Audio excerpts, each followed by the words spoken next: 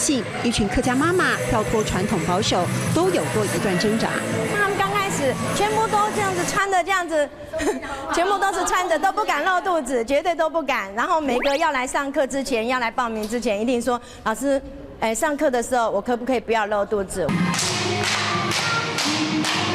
但现在身体语言自己掌握，眼神中更能窥见客家女性自我感知上的转变。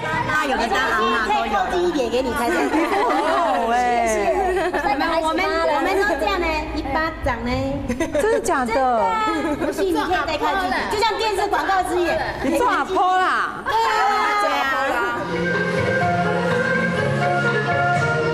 扬弃刻板印象，舞蹈老师郑雅云费心改编创新，客家音乐也能舞出异国风味。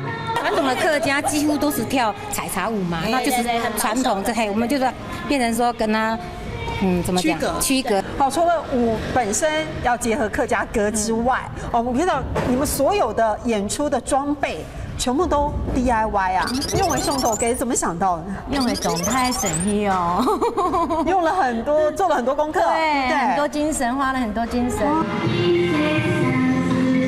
保留客家的原味精神，郑雅云获得非正规体系的教师认证。而现在客家节庆活动常见这一群美丽舞者的身影，展现客家女性在时代中的多元面貌。